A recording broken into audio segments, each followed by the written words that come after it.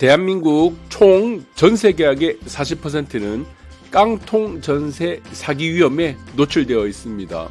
이전의 사기 수법이 주로 보이스피싱에 의한 사기였는데 현재의 사기 수법은 대부분 전세 사기로 이어지고 있습니다.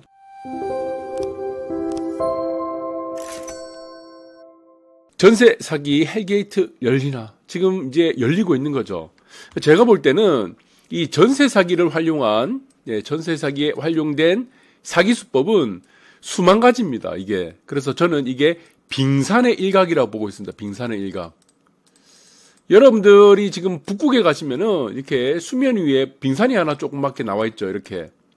근데 밑에서 보시면요, 빙산이 이렇게 큽니다, 이렇게. 잠깐, 일부만 잠깐 나온 것 같아요. 이게 바로 빙산이죠. 그래서 이게 바로 빙산의 일각이라고 하는데, 지금의 전세 사기는 바로 수면 위에 떠오르지 않은 이 빙산의 일각이다. 저는 그렇게 보고 있습니다. 그래서 전국 깡통 전세 위험 지역이 26곳으로 지금 나와 있는데, 이거는 얼마든지 확대가 될 수 있습니다. 여러분들이 사는 곳, 여러분들이 사는 지역이 깡통 전세, 깡통 사기, 전세 사기의 대상이 될 수 있다. 언제든지. 그리고 3월 달에 보시면 전세 보증 사고, 역대 최다입니다. 사고 금액만요, 3천억이 넘습니다. 3월 달만. 3천억이 넘죠. 그래서 이거는 지금 이제 공식적인 자료입니다. 3월 전세 보증 밑에 보시면 역대 최다. 사고 금액이 3천억이 넘었다고 지금 뉴스 보도까지 나오고 있습니다. 자, 이제까지 우리가 인류 역사 뿐만 아니고 대한민국 역사 5천년 동안요, 이 전세 사기가 이렇게 나온 적이 없습니다. 이 말이 무엇입니까?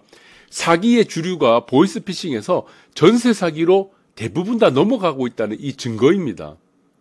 네, 그래서 저는 이 전세라는 제도 자체가 구조적인 이유 때문이죠. 없어지지 않는 이상은 이것이 사기에서 얼마든지 노출되어 있다.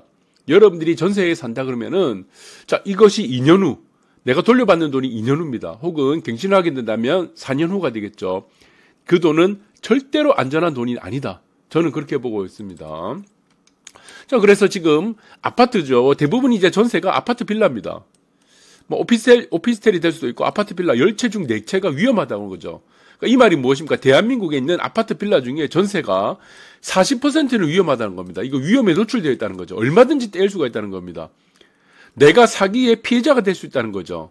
그래서 깡통 전세 대란 지금 경보가 울리는데, 아까도 말씀드렸듯이 이거는 제가 수면 위에 떠오른 거는 1%도 안 된 것 같아요. 앞으로 99%는 지금 수면 위에 안 떠올랐습니다. 그래서 선진국 시장에는 전세 제도란 것 자체가 없는 겁니다. 사기에 얼마든지 이것이 활용될 수 있기 때문에. 자, 여러분들 보시면 2021년도, 대부분 보면 2021년도입니다. 기준이. 2020년에서 2021년도 넘어가는 때 임대차 3법이라는 게 있었죠. 여러분들 아실 겁니다. 임대차 3법 때문에, 자, 여기가 전세가율이 높았습니다. 그때 뭐 90% 막 기본적으로 올라갔었는데, 네, 그렇다면은, 만약에, 자, 지금처럼 이제 거래가와 매매가와 그리고 전세가가 같이 동반으로 떨어지는 경우가 있을 겁니다. 그렇게 되면은 지금 같은 경우는 전세가율이 50%밖에 안 돼요. 그럼 안전합니까, 이게? 그럼 이게 내가 전세 사기에 안 당할 수 있다는 이런 안전한 구간이 되느냐 이거죠. 아닙니다. 자, 이 전세 사기 수법이 워낙 다양하기 때문에 얼마든지 만들 수가 있다는 겁니다. 자, 그러면은 이 지금 전세 사기를 치는, 우리가 보시면은 이제 공범을 만들어 놓겠죠. 그리고 뭐 사기꾼과 공범이 타겟을 어디로 만들 수가 있겠냐. 자, 이거는 보증기간에도 만들 수가 있다는 겁니다. 보증기간. 네, 보증기간에 만들 수도 있고, 그리고 확정일자를 받지 못할 때, 그리고 전입신고가 되지 못할 때는 그 사이에 기간이 있기 때문에 계약일과 우리가 확정일자라든가 대항력이 생기는 그 기간 동안 얼마든지 기간이 남아있기 때문에, 자, 전세 사기는 얼마든지, 이거는 전세가율이 낮은 상태도 얼마든지 가능하다. 지금의 상황은 주로 지금 타겟이 어디로 가냐? 보증기관에서 이제 대출을 활용하는 보증기관의 사기를 두는 쪽으로 지금 또 이동을 하고 있습니다.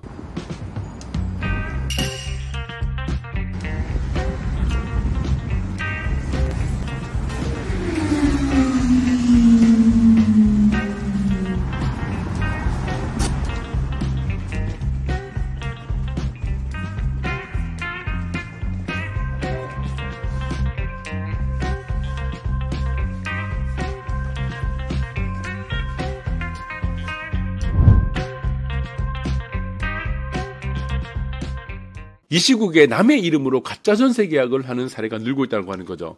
그러니까 이게 아주 쉬운 겁니다. 또 어떻게 보면은 50억 대출 사기에서 1단계 덜미 잡혔는데, 자, 이게 지금 재수없게 지금 걸렸다고 보고 있습니다. 재수없게. 사실은 이런 사기들이 워낙 많기 때문에, 자, 가짜 임대인을 만드는 겁니다. 임대인. 뭐 서류 조작할 수도 있고, 그다음에 가짜 임차인 얼마든지 만들 수 있습니다. 임차인.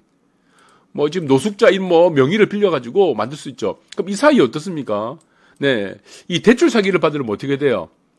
자, 여기서 대출을 일으켜야 된다는 겁니다. 대출. 자, 대출을 어떻게 일으키냐? 이 보증기금을 이용한다는 겁니다. 보증기관. 예, 보증기관. 여기는 서울 보증기금이라든가 SGI도 있고, 지금 뭐 여러 가지 많죠. 네, 지금 주택보증기금도 있고요. 자, 그런데 여기서 보시면은 이 중간에 끼는 거를 누가 지금 실질적으로 대출 실행을 누가 하냐? 은행을 한다는 겁니다. 은행. 자, 은행은 어떻습니까? 보증기관에서 발행한 보증서를 가지고 대출만 실행해 주는 거예요. 그러니까 은행은 리스크가 하나도 없다는 겁니다.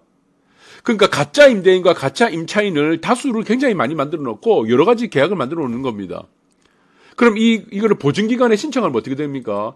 이거는 100% 임대인에게 돌려받는 돈이라고 생각해서 이거는 100% 보증기관을 보증서를 은행에 끊어줍니다.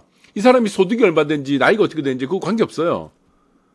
보증기관에 그냥 끊어준 거예요. 확정일자만 받으면은 이거 다 끊어줍니다.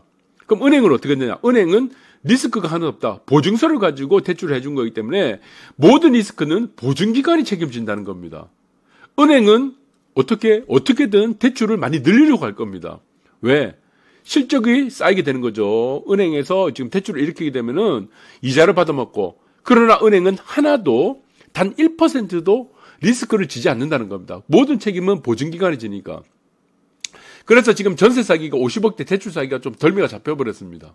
가짜 임대인, 가짜 임차인 만들어 놓고 서류로 만드는 거예요. 뭐 신분증 위조하는 거 뭐 하루 이틀입니까? 노숙자들 뭐 지금 보시면 명의 뭐 얼마든지 만듭니까? 모집하면요. 돈 뭐 2천만 원, 5천만 원 준다 그러면은 이 기사 한번 읽어보시면 됩니다. 다 해줍니다. 다 해줘. 당장 현찰 조금 준다 그러면은. 자, 그러니까 이제는 보증기관을 상대로 해서 은행은 또 중간에 무조건 대출을 해주게 되고 보증서만 갖다 내밀면은 이런 일들이 계속 반복된다. 그러니까 지금 보시면은 전세가율이 높든 전세가율이 낮든 간에 이 전세 사기라는 자체가 구조적으로 허점이 너무 많기 때문에 이것을 가지고 사기를 칠 수 있는 방법이 제가 알고 있는 것만 해도 100가지가 넘어요. 수만 가지를 만들 수 있다는 겁니다. 그러니까 계속 지능화된다는 겁니다. 이것들이 계속 사기수법들이 계속 지능화되고 이제는 보이스피싱 안 한다는 거죠. 전세 사기 쪽으로 계속 가는 겁니다. 얼마나 쉽습니까? 보이스피싱 하려면은 힘들죠. 전화 만들어가지고 요즘에는 워낙 교육이 잘 받아가지고 사람들이 보이스피싱 안 당합니다. 이제는 전세 사기로 전부 다 옮겨가고 있다. 모든 사기가. 그래서 전세 자금 대출 집주인이 세입자 통해 대출 받는 셈이죠. 이거죠.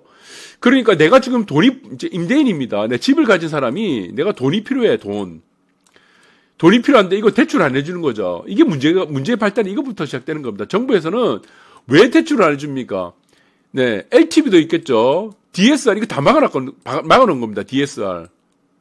그러니까 이거를 누구를 대리로 해서 돈을 대출을 받는 겁니까? 임차인을 상대로 해서 대신 대출을 받는 것밖에 안 되는 거예요. 그래서 선진국에는 주택을 가지고 DSR을 정하지 않는다는 겁니다. 한국에는 DSR 때문에 대출이 안 나온다. 새 집을 들어가려고 하니까 대출이 안 나오는 겁니다. 대출이 안 나오잖아요. 잔금 쳐야 되는데. 그거 어떻게 하겠습니까? 전세를 놓는다는 겁니다. 전세를 놓는다는 것은 무엇이죠? 임차인이 대신 대출을 받는다는 거예요. 임차인이. 똑같다는 거예요. 그러니까 결국에는 임차인이 나중에는 어떻게 되겠습니까? 이것이 결국에는 전세 사기로 인해서 임차인이 피해를 본다는 겁니다. 그러니까 모든 것의 피해자는 누가 되느냐? 첫 번째는 임차인이 되는 거고, 대신 대출을 받아주는 임차인이 되는 거고, 임차인이 사기범이 된다 그러면은, 같이 연루가 된 공범이라 그러면은, 보증기관이 피해자가 된다는 겁니다. 그래서 이거는 끝이 없다는 겁니다. 이 논리는 끝이 없어요. 그래서 정부에서는 DSR에 대해서 지금 40% 이거를 묶을 필요가 없다는 겁니다. 해줄 필요 없어. 만약에 묶어버리면은 대출에 대해서 규제를 하면은 세입자가 대신, 임차인이 대신 대출을 받는 거기 때문에. 그래서 이게 정말 골 때리는 제도입니다, 이게. 그래서 전 세계 모든 선진국들은 집에 대해서는 대출에 대한 규제를 하지 않는 이유가 이것 때문입니다. 그러나 한국에서는 지금 정치권에서는 이거 계산 안 하죠. 신경을 안 써요. 몰라요. 이거 한 번이라도 생각을 고민해 본 적이 있습니까? 국토부 장관이라든가. 아니면 전 정권이도 마찬가지입니다. 현 정권도 마찬가지예요.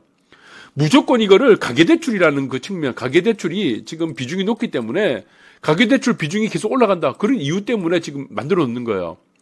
선진국에는 가계대출 비중이 지금 전세 보증금, 이 월세 보증금이라는 거는 포함되지도 않습니다. 우리나라 같은 경우는 전세 대출이 다 포함시키니까 가계대출이 이렇게 전 세계에서 가장 높은 거죠. 이게 잘못됐다는 겁니다. 전 세계 어느 나라에서 DSR을 가지고 지금 집을 사는 담보대출을 포함시킵니까? 포함 안 한다는 겁니다. 그래서 이거는 어떻게 돼? 100년이 지나도 1000년이 지나도요. 이 전세 대출에 대한 사기 문제는 해결이 할 수가 없다. 애초부터 여러분들 보시면은 내가 집을 들어가야 돼. 새 집을 사였습니까? 이제 들어가야 돼. 분양권을 이제 좀 당첨이 돼서 들어가야 됩니다. 그럼 DSR을 넉넉하게 주면 어떻게 되겠습니까? 애초부터 전세 제도를 활용할 필요 없다는 겁니다. 세입자에게 지금 전세를 내줄 필요 없다는 겁니다. 그러면은 세입자는 대신 전세를 받기 위해서 대신 대출을 받는 거기 때문에. 그래서 지금 아파트 분양하고 입주하게 되면은 전부 다 전세예요. 그 나중에 전부 다 사기당합니다. 전부 다 사기당해. 어떤 식으로든 나중에 지능화가 되면은, 그래서 이거는 문제는 하나밖에 없습니다. DSR입니다. 모든 것은 이건 DSR입니다. DSR. DSR 때문에 지금 전세 물량이 늘어나고 지금 이 문제가 계속 터지는 거고, 또 한 가지 또 뭡니까? 이거, 네, 지금 마찬가지로 세금이죠, 세금. 네, 세금이란 문제. 집에 대해서 과도한 세금을 올리니까 어떻게 됩니까? 나중에 보증금, 세금 내다 보니까 보증금 돌려줄 돈이 없는 겁니다. 자, 이 문제가 바로 지금, 네, 지금 계속 발생할 수밖에 없다. 이 구조적인 문제다. 그래서 이 두 가지를 해결해야 된다. 집에 대한 세금, 모든 세금. 네, 그리고 마찬가지다. 그리고 지금 이제 잘못 생각하고 또 있습니다. 지금 원희룡 장관이 이 원인을 몰라요, 원인을. 이 사람이 원인을 한 번이라도 곰곰이 자기 전에 생각을 한 적이 있나요? 이 원인을 모르는 거니까 단기적으로 지금 뭔가를 해결해야 될 그것만 찾고 있다는 겁니다. 지금 당장의 어떤 위기를 극복할 수 있는 해결책. 이거는 해주면 안 되죠. 이거를 만약에 해준다 그러면 35,000호를 지금 대신 매입해주면 어떻게 되겠습니까? 사기꾼들은 더욱더 지금 이 문제를 가지고 정부에 대신 사주네. 사기를 쳐도 되겠네라고 생각할 수밖에 없다는 겁니다. 공공 매입을 하게 되면은. 네. 그러니까 이 문제는 하나밖에 없습니다. 전세에 대한 수요를 위축시키는 것밖에 없다는 거죠.